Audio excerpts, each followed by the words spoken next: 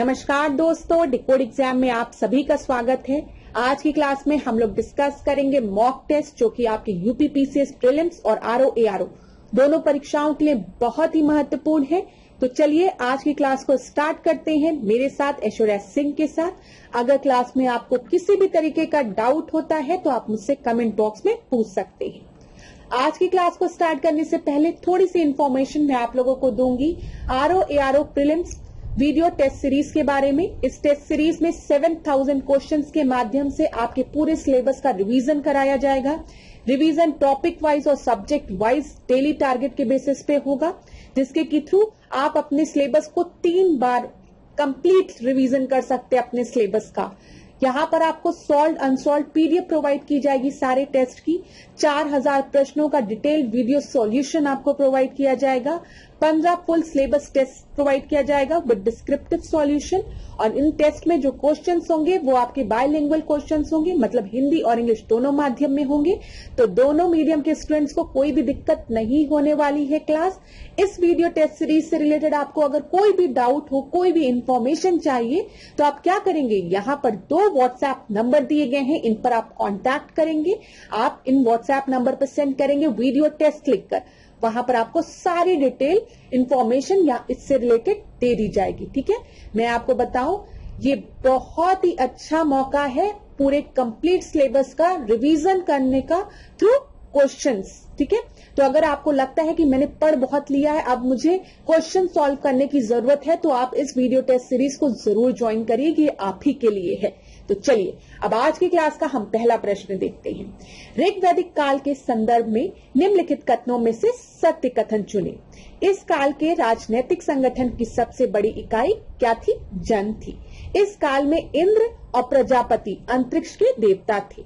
यहाँ पर दोनों स्टेटमेंट में से आपका कौन सा स्टेटमेंट सही है, ये पूछा गया है। तो याद रखिएगा क्लास, जब भी हम ऋग्वैदिक काल कहते हैं तो ऋग्वैदिक काल में जो लार्जेस्ट पॉलिटिकल ऑर्गेनाइजेशन की, जो largest unit of political organisation की होती थी, वो जन कहलाती थी। यहाँ पे लिखा है the largest unit of political organisation of this period was जन। ये बिल्कुल सही है। इंद्र और प्रजापति जो थे वो गॉड ऑफ द स्पेस थे, ये भी बिल्कुल सही है। यहाँ पर ए बी सी डी में से जो आपका सही उत्तर है वो क्या है? वो सी है।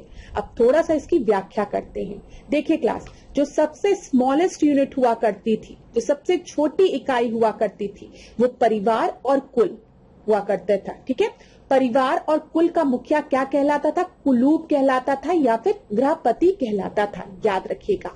अब ये बात आपको समझ में आ रही होगी कि कई परिवार और कई कुल मिलकर एक ग्राम का निर्माण करते थे, और ग्राम का जो मुखिया था वो ग्रामण कहलाता था। ठीक है, फिर इसके बाद कई ग्राम मिलकर विश्व का फॉर्मेशन करते थे, विश्व कहलाते था। ठीक है, और इसका जो मुखिया होता था उसको विश्वपति कहा जाता था, और कई विश्व मिलकर जन बनाते थे। ठीक है, जिनका की प्रधान क्या कहलाता था? जनपति कहलाता था, और ये लार्जेस्ट यूनिट हुआ करती थी, सबसे बड़ी इकाई हुआ करती थी।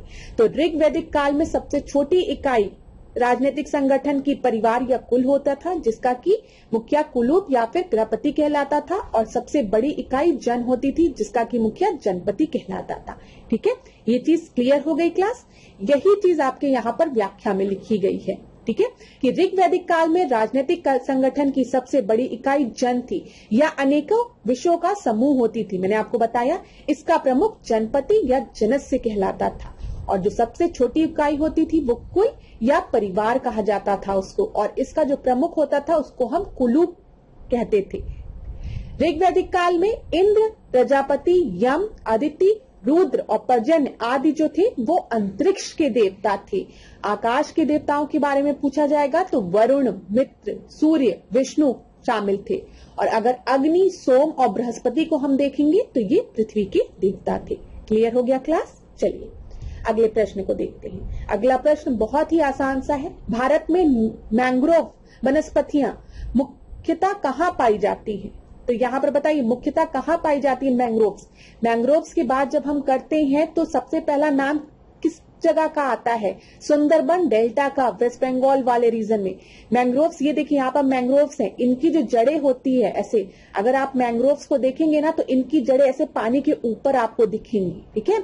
जो कोस्टल एरियाज होते हैं वहां पर मेनली मैंग्रोव्स पाए जाते हैं, ऐसे जड़ें पानी के ऊपर से दिखती हैं। तो यहाँ पर मालाबार तट, सुंदरबन, कच्छ का रण, दंडकारण्य, तो यहाँ पर आपका सही उत्तर क्या है, मुख्यतः लिखा हुआ है, इसी वजह से सुंदरबन की हम बात करेंगे। बी आपका सही उत्तर हो जाएगा। ठीक है क्लास, चलिए आगे बढ़ते हैं हम लोग। यहाँ पर देखिए, भारत के निम्नलिखित क्षेत्रों में से किस एक में मैंग्रोव वन, सदापर्णी वन और पर्णपाती वनों का संयोजन होता है? तो यहाँ पर बताइए कौन सी ऐसी जगह है, ये यूपीएससी का क्वेश्चन है, लेकिन अब देखिए हो सकता है पीसीएस में भी इस तरीके का प्रश्न पूछ लिया जाए, तो मैंने इसी वजह से इस प्रश्न को यहाँ पर इंक्लूड कर दिया है। यहाँ पर बोला गया वो ऐसा कौन सा क्षेत्र है जहां पर आपको मैंग्रोव्स की भी प्रजाति मिलेगी, पर्णपाती डेसिडियस फॉरेस्ट का भी मिलेगा, सदापर्णी वन की भी वैरायटी मिलेगी। सबसे पहले आपको दिया गया है उत्तर तटीय आंध्र प्रदेश, दक्षिण पश्चिम बंगाल, दक्षिणी सौराष्ट्र और फिर लास्ट में आपको दिया गया अंडमान निकोबार द्वीप समूह। तो सोचिए क्लास, जहां पर हमको इतने कैरेक्टरिस्टिक वाले वन मिल रहे हैं, ठीक है, तो मतलब वो एरिया भी आपका बड़ा होगा। तो यहाँ पर अगर हम देखेंगे डायमेंशन वाइज तो सबसे बड़ा एरिया कहाँ पर है, अंडमान और निकोबार द्वीप समूह में। तो याद रखिएगा अंडमान निकोबार एक ऐसा द्वीप समूह है जहां पर मैंग्रोव्स भी, सदापर्णी वन भी और पर्णपाती वन तीनों मिलते हैं। ठीक है, डी आपका सही उत्तर है। यह आपके परीक्षा में पूछा जा सकता है, इसलिए मैंने आपको डिस्कस कर लिया है आपसे। चलिए यहाँ पर देखिए एक और प्रश्न है इसी से रिलेटेड, पेड़ पौधे एवं जंतुओं की सर्वाधिक विविधता विशेषता है कहां पर? तो यहाँ पर बोला गया है greatest diversity of tree, plants, animal कहां पर मिलते हैं? तो सबसे पहला ऑप्शन जो आपको दिया गया है वो दिया गया शीतोष्ण कटिबंधीय पर्णपाती वन, टेम्परेट डेसिडियस फॉरेस्ट। दूसरा आपको दिया गया उष्ण कटिबंधीय आर्द्र वन, ट्रॉपिकल वेट फॉरेस्ट। फिर आपको दिया गया सवाना और लास्ट में आपको दिया गया है टेम्परेट ग्रासलैंड। तो आप बताइए सबसे ज्यादा डाइवर्सिटी हमको कहाँ मिलता है? अगर हम इक्वेटर पे भी ड्रॉ करें, ये अगर हमारा इक्वेटर है, सॉरी ये हमारा अगर ग्लोब है, ठीक है, ग्लोब है, ग्लोब में इक्वेटर विषुवत रेखा ये हो गई और इधर आपको पता है 23.5 डिग्री, 23.5 डिग्री ये आपका ट्रॉपिकल रीजन है। ठीक है, यहां पर मेनली आपके ट्रॉपिकल फॉरेस्ट प्रेजेंट होते हैं ना, बताइए। तो यहां पर ट्रॉपिकल फॉरेस्ट आपको मिलते हैं और सबसे ज्यादा एवरग्रीन फॉरेस्ट भी यहीं पर होते हैं। ठीक है, साल भर वर्षा होती है, यहाँ के जो पेड़ होते हैं वो बहुत बड़े बड़े लंबे होते हैं, एवरग्रीन फॉरेस्ट होता है, साल भर हरे भरे रहते हैं ये। ठीक है, ये चीज आपको पता है ना। तो यहाँ पर सबसे ज्यादा जो डाइवर्सिटी मिलती है वो उष्ण कटिबंधीय आर्द्र वन में मिलती है। ये चीज क्लियर हो गई ना क्लास? यहाँ पर जो सबसे ज्यादा ट्रॉपिकल फॉरेस्ट जो यहाँ पर आपके प्रेजेंट होते हैं वहां पर सबसे ज्यादा डाइवर्सिटी मिलती है, साल भर वर्षा होती है, कई कारण होते हैं। अब देखिए कभी भी अगर परीक्षा में आपको इक्वेटर के बारे में पूछे और आपसे बोले कि इक्वेटर में सबसे ज्यादा डाइवर्सिटी कहाँ प्रेजेंट होगी, तो आप बताएंगे इक्वेटोरियल रीजन, इधर जहां पे ट्रॉपिकल फॉरेस्ट प्रेजेंट है। और जैसे जैसे हम पोल की तरफ मूव करेंगे, ठीक है, जैसे जैसे हम ध्रुवों की तरफ मूव करेंगे जो जैव विविधता है वो घटती जाएगी। ठीक है, जैव विविधता क्या होगी, घटेगी, और मिड में आने पर, इक्वेटर की तरफ आने पर जैव विविधता बढ़ेगी। ध्रुवों से इक्वेटर की तरफ आने पर जैव विविधता बढ़ेगी और इधर से इधर जाने पर जैव विविधता घटेगी। अब आप खुद सोचो, पोल पे बहुत ठंडा है, जहां पर बहुत ठंडा है, बर्फ है, क्या वहां पर जैव विविधता ज्यादा होगा कि कम होगा? खुद सोचो, सोच पा रहे हो ना? तो हमेशा याद रखिएगा सबसे ज्यादा जो ग्रेटेस्ट डाइवर्सिटी जैव विविधता की बात होगी और ट्रॉपिकल वेट फॉरेस्ट दिया है तो आप इस पर टिक लगाएंगे। बी आपका सही उत्तर है। पेपर में प्रश्न ऐसे भी बनता है कि जब हम इक्वेटर से पोल की तरफ बढ़ते हैं तो जैव विविधता घटती है, याद रखिएगा। चलिए अगला प्रश्न हम देखते हैं, तीसरा प्रश्न। तीसरा प्रश्न क्या है क्लास? शामीर वंश की स्थापना कश्मीर में हुई थी, कारण दिया है जैनुल अब्दीन इसी वंश से संबंधित था। तो यहाँ पर देखिए कारण और कथन तो एकदम सही नहीं है, आपको समझ में आ रहा होगा, एक दूसरे को एक्सप्लेन नहीं कर रहे हैं, लेकिन यहाँ पर हमको बताना है क्या दोनों स्टेटमेंट सही है, बताइए। तो शामीर वंश की स्थापना कश्मीर में थी, ये बिल्कुल सही स्टेटमेंट है। जैनुल अब्दीन इसी वंश से संबंधित था, ये भी बिल्कुल सही है। तो यहाँ पर दोनों ही स्टेटमेंट जो है क्लास वो सही है। उत्तर क्या होगा? ए और आर दोनों सही है, किंतु आर ए की व्याख्या नहीं करता है। हम एक बार यहाँ पर व्याख्या पढ़ लेते हैं। देखिए वर्ष 1339 में कश्मीर में मंगोलों के आक्रमण से फैली अव्यवस्था का लाभ उठाकर सुल्तान शमशुद्दीन ने कश्मीर में शामीर वंश की स्थापना की। तो कभी भी परीक्षा में अगर आपसे पूछे कि शामीर वंश कहाँ था, तो आप क्या बताएंगे? शामीर वंश जो था वो कश्मीर में था, जिसकी की स्थापना किसने की थी? सुल्तान शमशुद्दीन ने की थी। ठीक है, याद रखिएगा। यह कश्मीर का पहला मुस्लिम शासक था।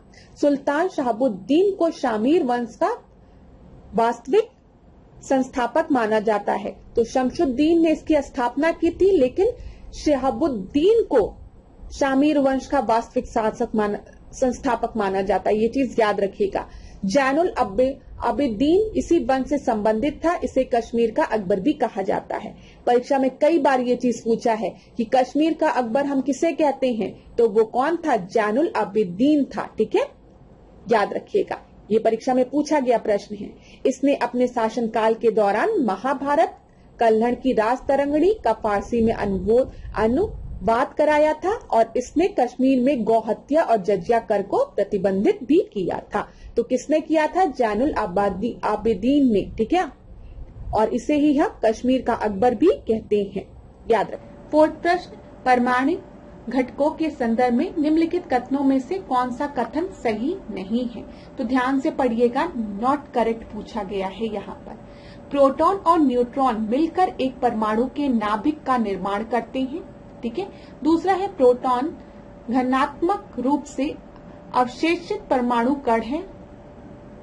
एक परमाणु में प्रोटॉन की संख्या इलेक्ट्रॉन की संख्या के बराबर होती है। प्रोटॉन की खोज अर्नेस्ट रदरफोर्ड ने की थी।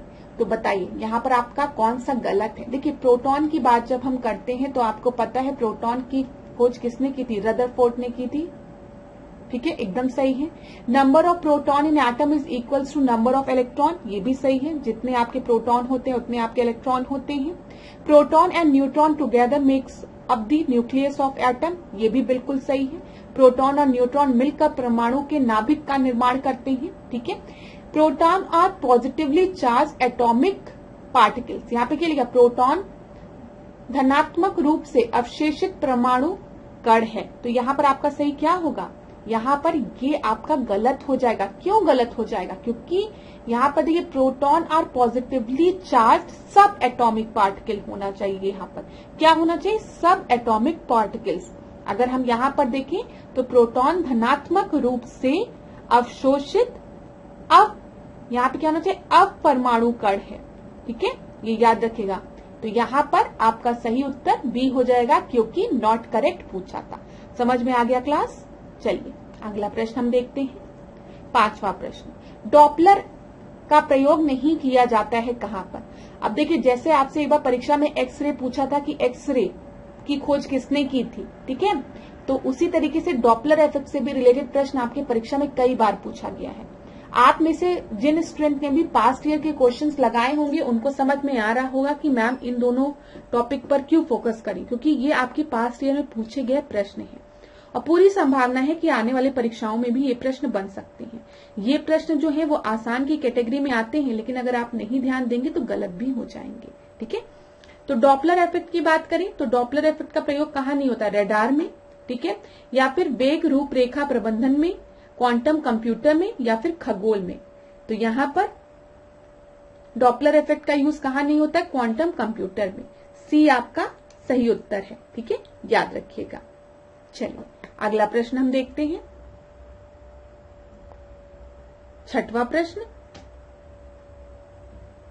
देखिए, प्याज को छीलते समय निम्नलिखित में से किसके कारण हमारे आंखों में आंसू आते हैं? ये भी परीक्षा में पूछा गया प्रश्न है।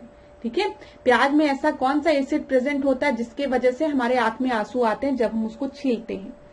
सल्फ्यूनिक अम्ल एसिड, ठीक है, यहाँ पे परक्लोरिक अम्ल, मेथानोइक, या फिर क्लोरिक। तो बताइए क्लोरिक है कि मेथानोइक है, या परक्लोरिक है, या फिर सल्फोनिक है?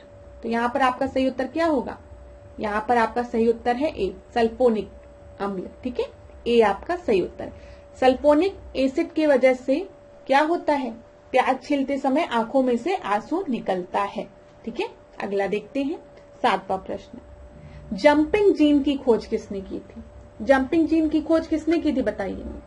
यहाँ पर बारबरा ने, वॉटसन और क्रिक ने, कैम्पबेल ने या फिर जेन गुडाल ने। तो यहाँ पर आपका सही उत्तर क्या है? तो यहाँ पर आपका सही उत्तर है बारबरा मैक्लिंटॉक। तो यहाँ पर ए आपका सही उत्तर है। ये भी एक डायरेक्ट प्रश्न है। अगला प्रश्न देखेंगे 8वां प्रश्न। निम्नलिखित में से किस गैस का उपयोग एलईडी बल्ब में किया जाता है? तो एलईडी बल्ब में किस गैस का उपयोग किया जाता है बताइए। आर्गन का, मरकरी का, मरकरी वेपर का, या फिर सोडियम वेपर और नियॉन का, या फिर इनमें से कोई नहीं। सबसे पहले एलईडी का फुल फॉर्म क्या होता है क्लास? एलईडी का लाइट एमिटिंग डायोड। ठीक है, लाइट एमिटिंग डायोड इसका फुल फॉर्म होता है। अच्छा, यहां पर जब हम एलईडी की बात करते हैं ना क्लास, तो एलईडी में सेमीकंडक्टर का यूज किया जाता है। ठीक है, तो यहां पर देखिएगा आप, जब भी हम एलईडी की बात करते हैं तो लाइट एमिटिंग डायोड में सेमीकंडक्टर के यूज से बनता है और यहां पर कोई भी गैस नहीं प्रेजेंट होती है। ये चीज याद रखिएगा, एलईडी में किसी भी गैस का प्रयोग नहीं किया जाता है। तो यहां पर जितनी भी आपका गैस दी है कोई नहीं होगा, उत्तर क्या हो जाएगा? डी हो जाएगा। ठीक है, यहाँ पर mainly P type, N type हम लोग सेमीकंडक्टर्स की बात करते हैं और यहीं पर आपका जो इलेक्ट्रॉन होता है वो एक लेवल से दूसरे लेवल पर आपका जाता है, जिसके की वजह से जब उसको चार्ज मिलता है तो वो कंडक्शन करने लगता है। तो ये बहुत डीप में हो जाएगा, इतना आपको नहीं जानना। बस याद रखिए कि यहाँ पर हम लोग किसका प्रयोग करते हैं?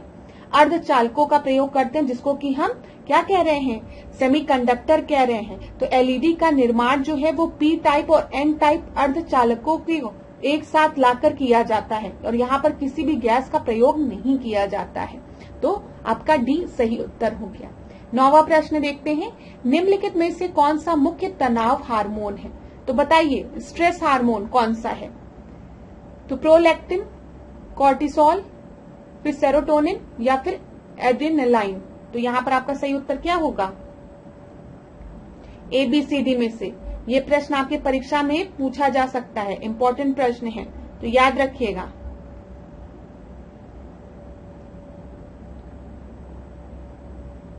तो यहाँ पर आपका जो सही उत्तर है वो है कॉर्टिसोल, बी आपका सही उत्तर है। ठीक है, जब हम सेरोटोनिन की बात करते हैं तो ये ना हैप्पीनेस, फोकस, कामनेस इन सब से रिलेटेड होता है। ठीक है, इसको हम लोग हैप्पी हार्मोन भी कहते हैं। डिप्रेशन को कम करने के लिए सेरोटोनिन का यूज किया जाता है, आपको अच्छा फील कराने के लिए। तो इसको याद रखिएगा, ये हैप्पीनेस हार्मोन के नाम से भी इसको हम जानते हैं। ठीक है, अगला प्रश्न हम देखते हैं 10वां प्रश्न। ये वाला क्लियर हो गया था ना क्लास? यहाँ पर हम लोग कॉर्टिसोल की बात कर रहे हैं, ये स्ट्रेस रिलीविंग हार्मोन है। देखिए, कॉर्टिसोल एक प्राकृतिक रूप से पाए जाने वाला स्टेरॉयड हार्मोन है, जिसे तनाव प्रतिक्रिया के संबंध में प्रायः तनाव हार्मोन कहा जाता है। ठीक है, यह शरीर की कई प्रक्रियाओं में भी योगदान देता है। ये अधिवृक्क ग्रंथियों द्वारा स्रावित होता है और यह शरीर के निम्नलिखित कार्यों में के नियमन में शामिल होता है, जैसे रक्तचाप का नियंत्रण। ठीक है, ग्लूकोज की बात करें हम। ठीक है, फिर उसके बाद प्रतिरक्षा कार्य की बात करें, इंसुलिन उत्सर्जन की बात करें, तो आपको पता है जब आपको स्ट्रेस होता है तो उसके कारण आपका बीपी बढ़ने लगेगा, बहुत सी चीजें हैं ना, तो वही है। तो यहाँ पे स्ट्रेस हार्मोन कॉर्टिसोल हो गया और अगर हम बात करेंगे लव हार्मोन तो वो सेरोटोनिन हो गया। ठीक है, चलिए 10वां प्रश्न हम देखते हैं। निम्नलिखित में से कौन एक सदिश राशि है? वेक्टर क्वांटिटी की बात की गई है यहाँ पर, तो बताइए वॉल्यूम, मोमेंटम, स्पीड या फिर मास। तो यहाँ पे सही उत्तर क्या होगा? देखिए, स्केलर क्वांटिटी और हम लोग वेक्टर क्वांटिटी की बात करते हैं, हम लोग सदिश राशि की बात करते हैं और असदिश की बात करते हैं।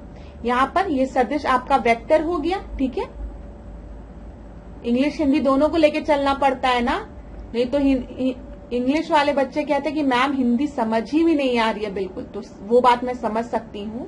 देखिए क्लास, ये है कि बहुत से ऐसे शब्द होते हैं जो नहीं समझ में आते। जैसे अभी अगर मैं इंग्लिश मीडियम के स्टूडेंट से कहूं सदिश और असदिश, तो बहुत ज्यादा चांसेस है कि उनको नहीं समझ में आएगा। तो वहां पर हमें दोनों लैंग्वेज में एक्सप्लेन करने की जरूरत पड़ती है। ठीक है, मेरा तो इंग्लिश चलता है, इंग्लिश भी चलता है, हिंदी भी चलता है। तो आशा करती हूँ आप लोगों को समझ में आता हो दोनों माध्यम के स्टूडेंट्स को। अगर किसी भी माध्यम के, किसी भी मीडियम के स्टूडेंट को दिक्कत होती है तो आप मुझे कमेंट बॉक्स में बता सकते हैं, तो मैं उसको दोबारा एक्सप्लेन कर दूंगी नेक्स्ट क्लास में। ठीक है, अब यहाँ देखिए हम सदिश और असदिश की बात कर रहे हैं। सदिश मतलब क्या है, हम बात कर रहे हैं वेक्टर क्वांटिटी की। ठीक है, यहाँ पर जो डायरेक्शन होता है, दिशाएं होती हैं, ठीक है, वो मैटर करती हैं वेक्टर क्वांटिटी में। और असदिश की बात जब हम करेंगे तो ये स्केलर क्वांटिटी है और यहाँ पर दिशाओं का कोई ऐसा रोल नहीं होता है। ठीक है, ये चीज याद रखिएगा। यहाँ पर जब भी हम इन्हें लिखते हैं तो यहाँ पर किसी भी डायरेक्शन का कोई रोल नहीं होता है। जैसे अभी आप करें वॉल्यूम कितना है, तो वॉल्यूम कितना है किसी चीज का, इसमें डायरेक्शन का क्या रोल है, दिशा का क्या कोई रोल है, नहीं रोल है ना। तो इसी वजह से ये क्या होगा, ये आपका एक असदिश राशि होगी। ठीक है, मतलब स्केलर क्वांटिटी होगी। तुम बताओ कितना वॉल्यूम है किसी चीज का मेजर कर रहे हैं, तो इसमें डायरेक्शन का तो कोई रोल नहीं है, तो ये स्केलर क्वांटिटी होगी, असदिश हो गया। स्पीड की बात हम करते हैं, कितने स्पीड से चल रहे हो, हाँ कितने स्पीड से चले, तो यहाँ पर भी डायरेक्शन का कोई रोल नहीं है, तो ये स्केलर क्वांटिटी हो गई। ठीक है, लेकिन याद रखिएगा अगर वेलोसिटी की बात करेंगे हम, तो वेलोसिटी आपकी क्या है, वेक्टर क्वांटिटी है। यहाँ पर डायरेक्शन का रोल आ जाता है क्योंकि यहाँ पे हम एक्सेलरेशन की बात करते हैं। ठीक है, मास में डायरेक्शन का कोई रोल है नहीं, तो ये भी एक स्केलर क्वांटिटी हो गई। मोमेंटम में डायरेक्शन का रोल होता है, याद रखिएगा। ठीक है, तो मोमेंटम क्या हो गया आपका, मोमेंटम आपका वेक्टर क्वांटिटी हो गया। ये चीज क्लियर हो गई क्लास।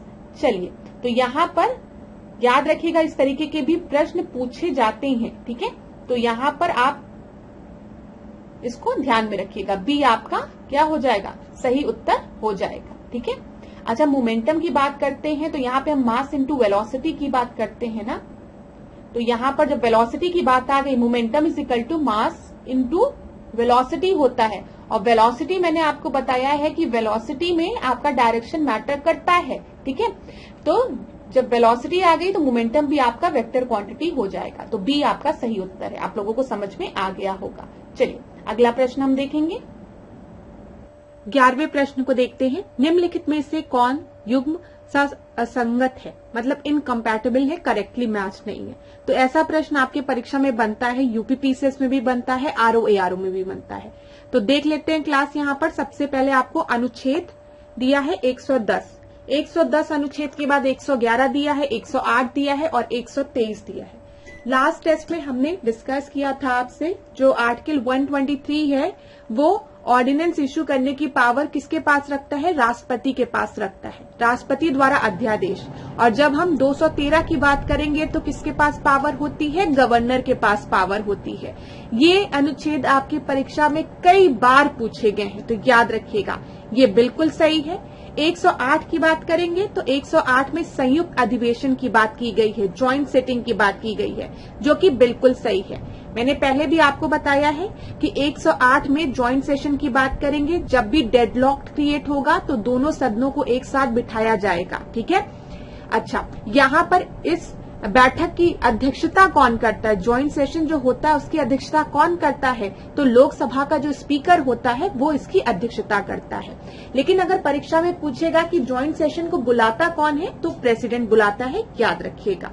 ठीक है, 111 की बात करेंगे तो इसमें यूनियन बजट दिया गया है, 110 में धन विधेयक। तो यहाँ पर फर्स्ट ऑप्शन जो है वो आपका बिल्कुल सही है, 110 में धन विधेयक की बात की गई है।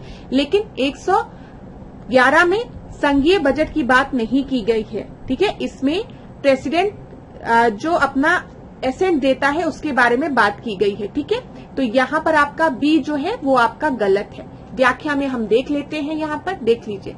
अनुच्छेद 111 के अनुसार संसद के दोनों सदनों द्वारा जो पारित विधेयक होता है, जब राष्ट्रपति के समक्ष जाता है तो राष्ट्रपति की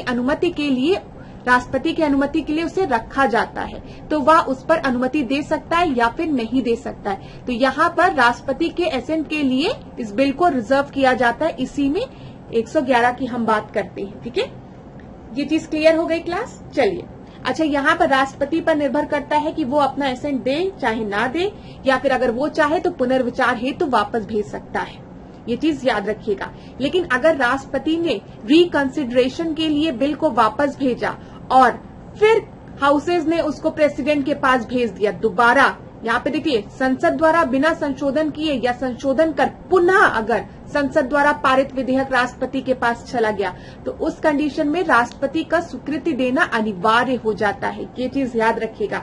परीक्षा में कभी भी पूछे कि अगर कोई भी बिल प्रेसिडेंट के पास आया और प्रेसिडेंट ने उस बिल को फिर से रिकंसिडर करने के लिए हाउसेस को रिटर्न किया पार्लियामेंट में, तो अब की बार पार्लियामेंट चाहे तो उसमें संशोधन कर सकती, कोई चेंजेस कर सकती है, और अगर चाहे तो नहीं भी कर सकती है। लेकिन अब जब वो दोबारा उस बिल को भेजेंगे राष्ट्रपति के पास, तो अब राष्ट्रपति क्या हो जाता है, यहाँ पर राष्ट्रपति को स्वीकृति देना अनिवार्य हो जाता है। ये चीज याद रखिएगा, ठीक है। संसद द्वारा बिना संशोधन किए या फिर संशोधन कर पुनः संसद द्वारा पारित विधेयक पर स्वीकृति देना यहाँ पर अनिवार्य हो जाता है। चलिए अगला हम देखते हैं 12वां प्रश्न। केंद्र राज्य संबंधों पर सुझाव देने के लिए बनी निम्नलिखित समितियों को उनके गठन के वर्ष के आधार पर पहले के बाद के क्रम में व्यवस्थित कीजिए। तो चलिए इसको व्यवस्थित कर लीजिए क्लास। सबसे पहले आपको सरकारिया कमीशन दिया है, इसको याद कर लीजिए। फिर प्रशासनिक सुधार आयोग दिया है, फिर राज मन्नार समिति दिया है। तो यहाँ पर जल्दी से बता दीजिए आपका सही उत्तर क्या होगा। देखिए सेंटर स्टेट रिलेशनशिप की बात की गई है। जब भी हम एआरसी रिपोर्ट की बात करते हैं प्रशासनिक सुधार आयोग की, तो यहाँ पर याद रखिएगा प्रशासनिक सुधार आयोग का गठन कब हुआ था, 1966 में हुआ था। परीक्षा के लिए बहुत इंपॉर्टेंट है। किसके द्वारा किया गया था, मोरारजी देसाई द्वारा किया गया था। मोरारजी देसाई का नाम याद रखेंगे। उस समय मोरारजी देसाई की सरकार थी, लेकिन इस आयोग की अध्यक्षता किसने की थी, ये याद रखिएगा क्लास, कंफ्यूज मत होइएगा। 1966 में किसकी सरकार थी, मोरारजी देसाई की सरकार थी। और मोरारजी देसाई के सरकार में प्रशासनिक सुधार आयोग की अध्यक्षता किसने किया था, तो हनुमंत थैया का नाम आप याद रखेंगे, ठीक है। ये चीज याद रखिएगा। यहाँ पर 1966 हो गया। दूसरा अगर हम देखेंगे राजमन्नार समिति की, तो ये आपकी 1969 में आई है, और सरकारिया कमीशन 1983 में। तो सबसे पहले कौन आया है, एआरसी आया है, फिर उसके बाद राजमन्नार समिति, फिर सरकारिया समिति। यहाँ पर डी आपका सही उत्तर होगा। व्याख्या देख लेते हैं। देखिए क्लास, यहाँ पर केंद्र और राज्य संबंधों पर सुझाव देने के लिए प्रशासनिक सुधार का गठन वर्ष 1966 में मोरारजी देसाई की सरकार द्वारा किया गया था, याद रखिएगा। इसकी अध्यक्ष कौन थे, हनुमंत थैया थे। इसने राज्यपाल की नियुक्ति के लिए गैर राजनीतिक व्यक्ति को बनाने का सुझाव दिया था। ये इनका सुझाव था गवर्नर को लेकर, ठीक है। 1969 में राजमन्नार समिति का गठन हुआ, जिसकी की अध्यक्षता किसने किया था, राजमन्नार ने किया था। इनका सुझाव क्या था, राज्यपालों के प्रसाद पर्यंत वाले प्रावधान को समाप्त कर देना। गवर्नर जो है वो अपने ऑफिस को होल्ड करता है किसके प्लेजर पे, प्रेसिडेंट के प्लेजर पे ना, जब तक प्रेसिडेंट चाहे। तो इसी प्रोविजन को समाप्त करने की बात कही गई थी।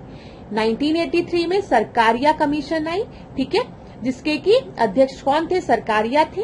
और इन्होंने क्या कहा, इन्होंने अंतर्राज्यीय परिषद इंटरस्टेट काउंसिल के गठन की बात की थी। याद रखिएगा, परीक्षा में प्रश्न बन सकता है। चलिए अगला देखते हैं 13वां प्रश्न। यहाँ पर आपको दिया है भारत के भूकंपीय क्षेत्र के बारे में दिए गए कथनों में से सत्य कथन को हमें चुनना है। पहला क्या दिया है, भूकंप की दृष्टि से सबसे कम सक्रिय जोन भूकंप जोन 2 है। दूसरा दिया है भूकंप जोन 4 के अंतर्गत देश का सर्वाधिक क्षेत्र आता है। यहाँ पर आपको बताना है सही उत्तर क्या है। तो पहला स्टेटमेंट जो है, अर्थक्वेक जोन 2 जो है is the least active zone in the term of earthquake, एकदम सही है। जो जोन 2 है वो सबसे लीस्ट, यहाँ पे सबसे कम सक्रिय जोन वाला भूकंप है। ये यहाँ पे भूकंप कम होता है। और चौथे जोन के अंतर्गत देश का सर्वाधिक क्षेत्र आता है, ये बिल्कुल गलत है क्लास। नहीं तो देश में हमारे हर जगह भूकंप ही आता रहता, भूकंप ही आता रहता, ऐसा नहीं है ना। नॉर्थ ईस्टर्न स्टेट्स में अगर आप देखेंगे वहां पर भूकंप ज्यादा आता है, ठीक है। नॉर्थ में देखेंगे वहां भूकंप ज्यादा आता है, ठीक है। इधर कोस्टल उसमें देखेंगे तो आप गुजरात साइड में भूकंप आता है। तो यहाँ पर चौथा आपका गलत है, पहला बिल्कुल सही है, ए आपका सही उत्तर होगा। मैप के थ्रू मैं आपको दिखाती हूँ, यहाँ पर देख लीजिए। जोन सेकेंड के अंतर्गत सर्वाधिक 41.4% भाग आता है। ठीक है, यहाँ पर देखिए क्लास, ये जो एरिया आपको दिख रहे हैं ये आपका जोन 5 है। सबसे ज्यादा डैमेज यहीं पर होता है भूकंप के कारण। यहाँ पर अगर आप देखेंगे तो इधर ये एरिया, इधर गुजरात वाला रीजन आपका यहाँ पर भूकंप हाई डैमेज रिस्क जोन में आता है। यहाँ पर ये जो एरियाज है वो लो डैमेज रिस्क जोन है और इधर मॉडरेट। ये चीज क्लियर हो गई क्लास। चलिए ये याद रखिएगा, सबसे ज्यादा कवर्ड एरिया जोन 2 का है। अगला हम देखते हैं 14वां प्रश्न। भारत के निम्नलिखित बंदरगाहों में से कौन कौन से बंदरगाह पश्चिमी तट पर स्थित है? वेस्ट कोस्ट में कौन कौन से स्थित है? तो चलिए बताइए, बैरावल बंदरगाह कहाँ पर है? पश्चिम तट पर है ये, बताइए। वेस्ट कोस्ट में है, हाँ ये पश्चिम तट पर है। कहाँ पर स्थित है? ये गुजरात में स्थित है, याद रखिएगा। ठीक है, श्रीवर्धन की बात करेंगे तो ये कहाँ पर है? ये भी वेस्ट कोस्ट पर है। ये कहाँ पर है? ये आपका, ये महाराष्ट्र में स्थित है। ठीक है, पॉइंट कैलिमर की बात हम करेंगे तो ये किधर है? ये आपका पूर्वी तट पर है, ये याद रखिएगा, ये पूर्वी तट पर है। और ये कहाँ पर है? तमिलनाडु में है। और गोपालपुर की बात करेंगे तो ये उड़ीसा में है। तो यहाँ पर आपको कौन से दो बंदरगाह पश्चिमी तट पर दिख रहे हैं? तो एक और दो ही खाली, ये दोनों जो है वो आपके ईस्ट में है। ये चीज क्लियर हो गई। ऐसे भी प्रश्न आपके परीक्षा में बन सकते हैं, याद रखिएगा। आगे बढ़ते हैं 15 प्रश्न पे। 15वें प्रश्न को देखिए, एक तरफ आपको बांध दिया गया है, दूसरी तरफ आपको नदी दी गई है। तो मैच करिए इसमें कौन सा करेक्टली मैच नहीं है। तो देखते हैं, किसाऊ बांध की अगर हम बात करेंगे क्लास, तो किसाऊ बांध जो है वो टोंस नदी पर है। ये आपका बिल्कुल सही है। अगर हम देखेंगे यहाँ पर टोंस नदी उत्तराखंड, यूके और हिमाचल प्रदेश की सीमा पर स्थित है, तो वहीं पर किसाऊ बांध भी है। ठीक है, श्री सैलम बांध की बात करेंगे तो यहाँ पर कावेरी नदी दिया गया है, पोंग बांध, ब्यास नदी दिया गया है, साइलेंट वैली बांध, कुंती पूजा नदी दिया गया है। तो ये तो सबसे इजी है कि जो साइलेंट वैली बांध है वो कहाँ पर है? वो केरला में है। ठीक है, और किस नदी पर है? कुंती पूजा नदी पर, याद रखिएगा, वेरी इंपॉर्टेंट। पोंग बांध की अगर हम बात करेंगे तो ये कहाँ पर है? ये हिमाचल प्रदेश में स्थित है, ब्यास नदी पर है, याद रखिएगा, वेरी इंपॉर्टेंट।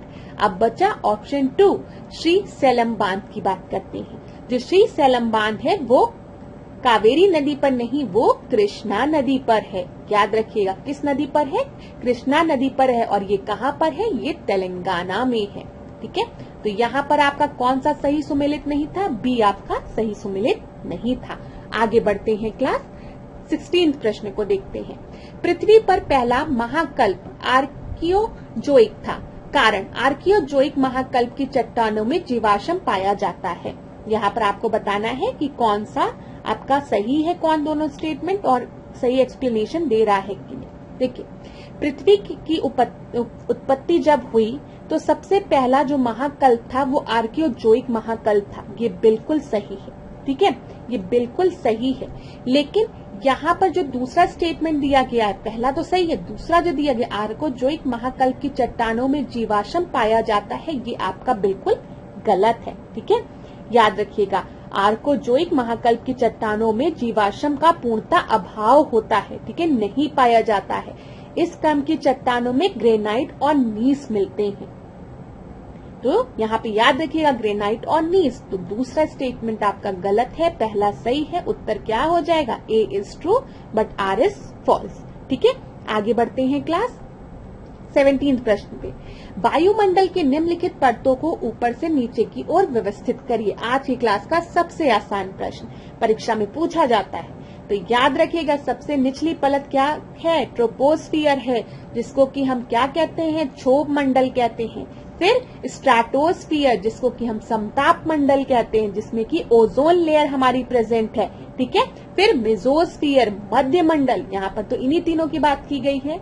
मध्य मंडल के बाद ताप मंडल है, फिर ब्रह्मंडल है, जिसको कि एक्सोस्फियर कहते हैं। तो यहाँ पर आपका अरेंजमेंट क्या हो जाएगा? सबसे पहले ट्रोपोस्फियर, फिर स्ट्रेटोस्फियर।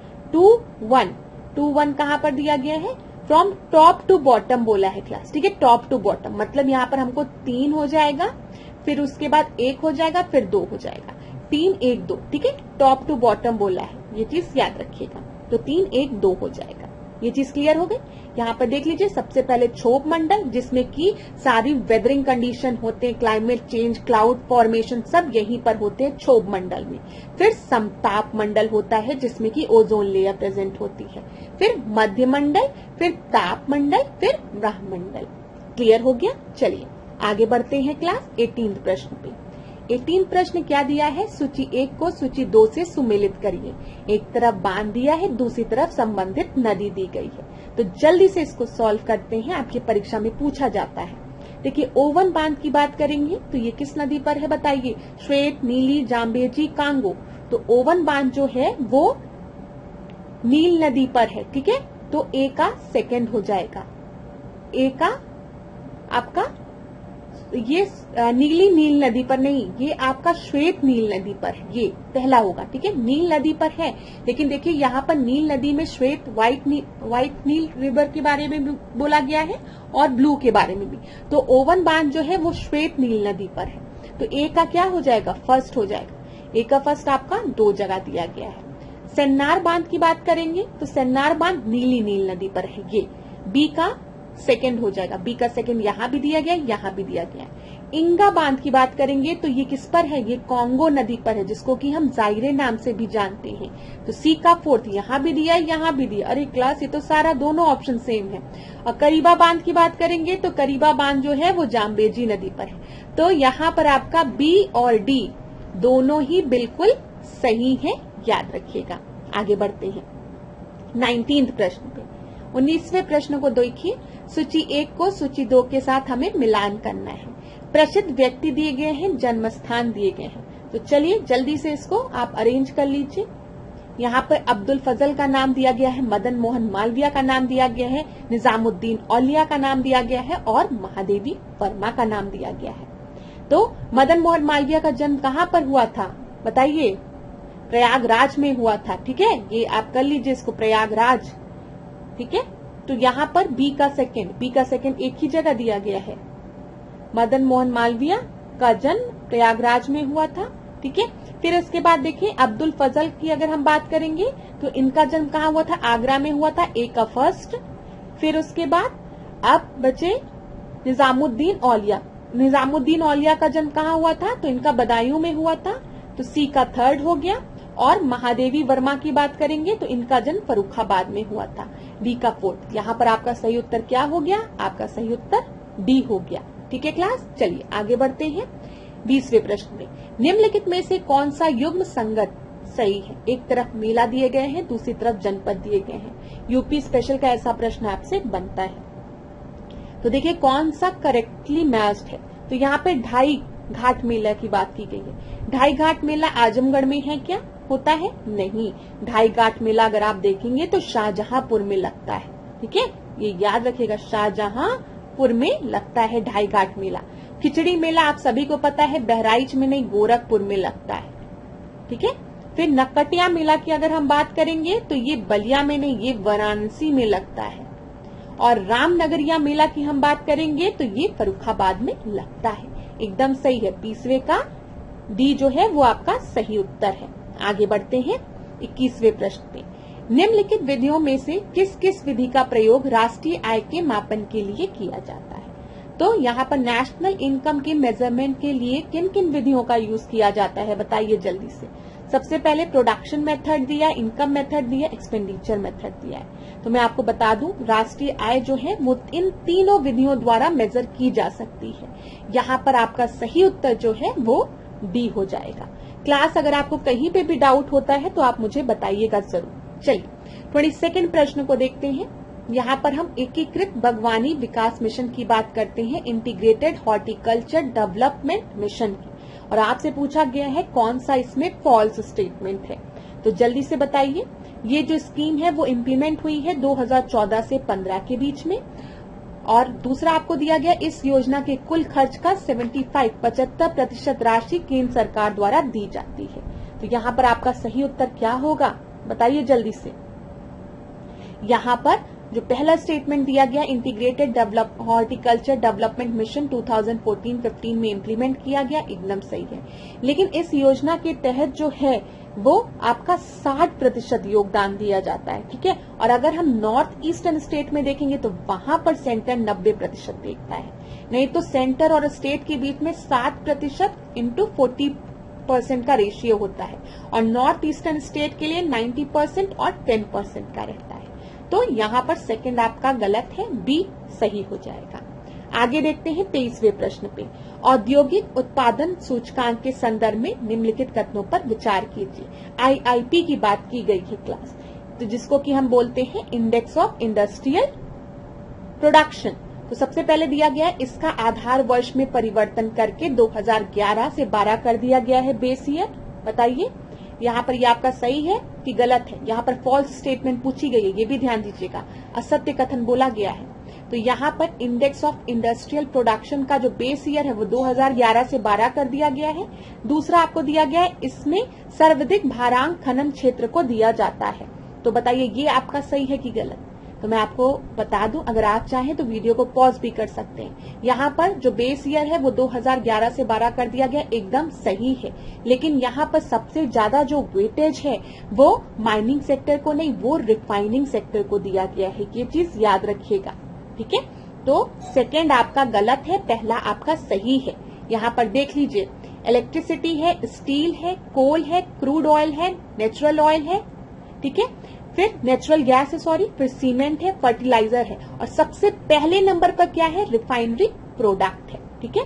24th क्वेश्चन को देखते हैं। प्रधानमंत्री रोजगार प्रोत्साहन योजना की शुरुआत कब की गई थी? अप्रैल 2015, 2016, 2017 या फिर 2016 दिया गया है आपको। यहाँ पे जनवरी 2016 और अगस्त 2016 की बात की गई है।